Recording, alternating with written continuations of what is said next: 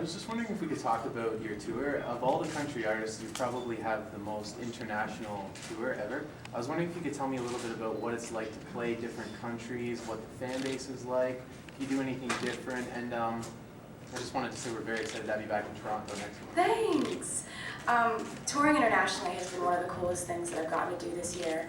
We started off the year in January going to Asia and touring in places I never thought I'd get to go to, like the Philippines and Singapore and Korea, and back to Japan, and then going straight to Europe and getting to play in places that I never expected people to know the words to all the songs.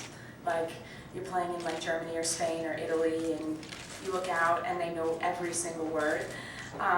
It was an amazing experience, and now being on the U.S. and North American leg of the tour, it's just so cool to get to put on a different kind of show. We completely revamped the stage, and it's a different setup and everything, because for international you have to have like a different stage that you could take everywhere. So this has been amazing, having dancers and aerialists, and we just played our first stadium last night in Detroit, and I'm still like, I have a permanent smile on my face because of it, so we can't wait to get to Toronto too. Donna? Well, speaking of the stadium tour, talk about how massive that is. You're going to play another one tonight as well. But you also have a few more this month, I think, to play. Talk about the crowds there and playing to that kind of audience. Well, I'm so excited because we get to do 4 stadiums this month, and then throughout the tour we're doing 4 more. So it's such an amazing experience being surrounded by 50,000 people who are all singing the same thing. And, you know, it was an amazing experience last night. You look out and it's just this never-ending sea of people for as far as you can see. And I just felt so lucky to get to have that life experience and that memory, like forever in my head. Hunter? Hi, good to see you. Hey! Part of CMA Music Festival, the money raised goes to schools in Nashville for music education. I also know with your Tornado Benefit concert raised a bunch of money here with dress rehearsal. Also giving to schools. Why isn't giving back important to a country artist like yourself? I think that I just feel really honored to have been put in a position by the fans to then maybe turn around and possibly have some sort of impact on people who are hurting or in need. You know, when the tornado happened, it was just nobody saw it coming. It was from out of nowhere, and we were sitting in rehearsal and watching the coverage of it, and it just seemed like, is there any way we can help? And it turned out that we had an empty arena booked for a dress rehearsal. Why not sell tickets? And I just am so thankful to the building and to everyone who came together to make that something that we could put together in days. And of course to the fans for coming out and helping us raise $750,000. Nancy? Can you talk about your relationship with your fans and the fact that you're larger than life, and yet you're able to have your mom go pick out some fans to meet you backstage? And we have so much fun with shows because there are of course like several meet and greets before the show.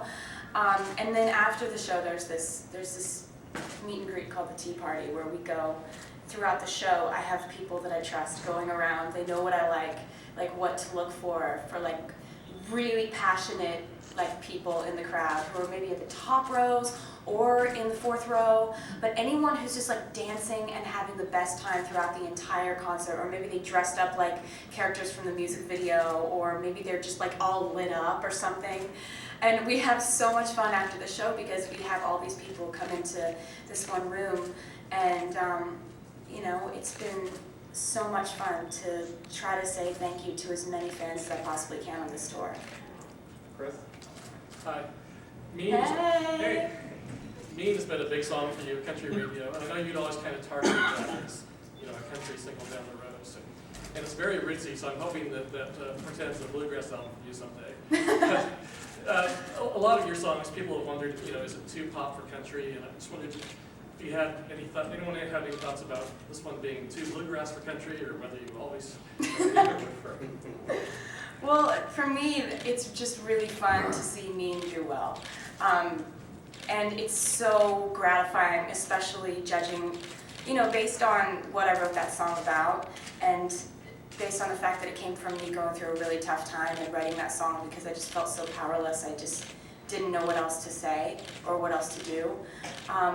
And hearing that song being sung louder than my voice is coming through the PA in a stadium is sort of the coolest experience of my life, because when you write a song and it comes from such a vulnerable moment in your life, and then you get to stand on a stage and the affirmation that 50,000 people have gone through that too and they're singing along, it's been kind of wonderful.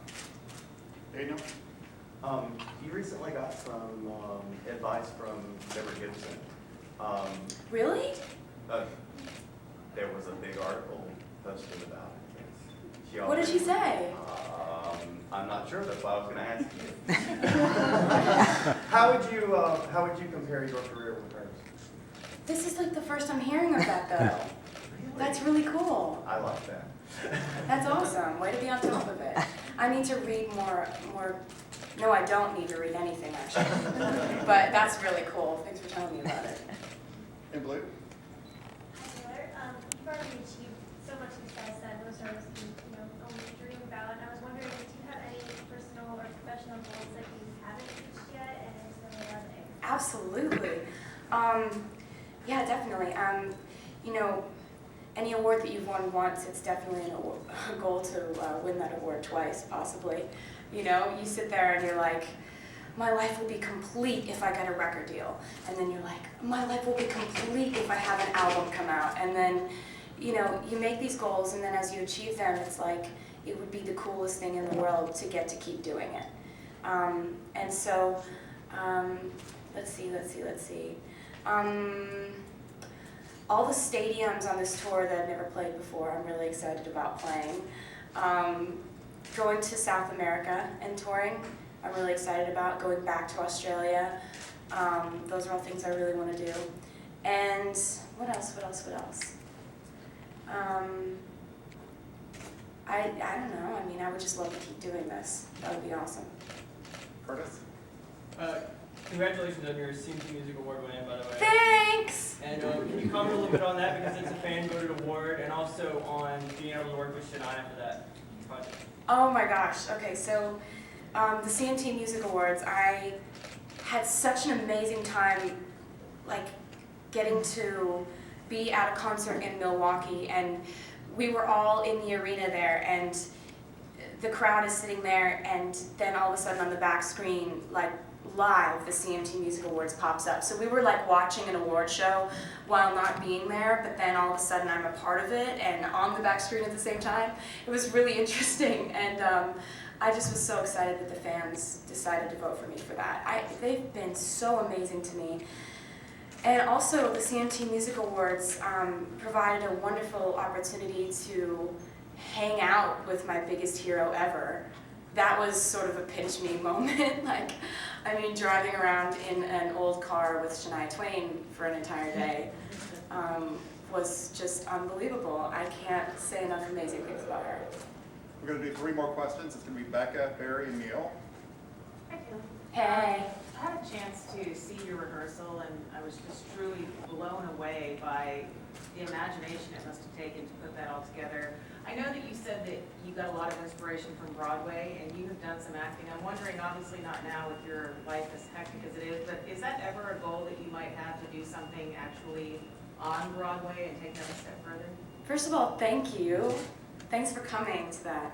I get inspired by a lot of different things, and I feel like since I was a little kid, I've always been really just fascinated by Broadway and how you have set pieces coming in from the sides and from the ceiling and then from the floor, and all of a sudden you're in a completely different world and you're sucked in and you're in the experience, you're in the story.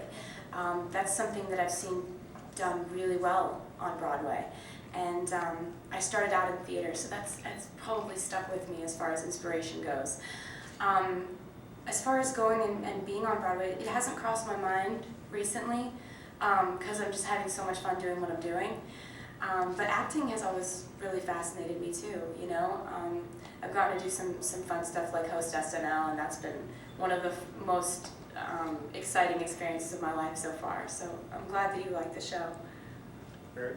after your success in the UK, have you got any advice you could offer to any other artists that are looking to go over? Scotland. To other artists, Yeah. I think that I have no idea why I've been lucky enough to get to go overseas and have my music work over there. I don't really know why it's working, but I'm really happy that it is. And I think, you know, it takes going over there and making a commitment. You have to go over there and spend time with your fans. Wherever you want to have fans, you should go and meet them. And so I think that's something that we've been going over to the UK since I was 18, and it's been 3 years. So it's been wonderful to get to know them and recognize people every time we go back. Neil for the final. Hi Taylor. Hey! Good to see you again. It's great to see you too. My pleasure. First time I saw you on tour was opening for Brad Paisley in California. Aw. And I noticed that the first wave of fans that went to the stage were preteen and young girls. But there was a second wave right after them of their young 25 to 35-year-old mothers cheering just as loud as the kids. And I assumed that was pretty much your core audience at first. So I wondered how much of that remains and how important is it for you to service that now that you've expanded to the larger main audience? Well, for me, I look out into the crowds and I see every kind of person, every age, and that's been so wonderful to see. You know, there are a lot of girls that are my age, and a lot of girls that, you know, if I lived in their town, we'd probably be hanging out, because it feels like with my fans, it feels like there's a camaraderie and we kind of understand each other, because when I walk out on that stage, I know that if they're there that night and if they're singing along to my songs, they've been through the same things that I've been through. So when I meet my fans, it's not like meeting a stranger. It's sort of like saying hello to someone that I already know is on the same page with me. And I just feel so thankful to have that understanding between us, because I have so much fun with them. They're incredibly cool people, and I'm really happy that I get to spend the summer with them. Thanks. Thank you very much. See y'all later. Keep working, there you go. Oh, sorry. And right here, Taylor, if you would please. One time to your left, please.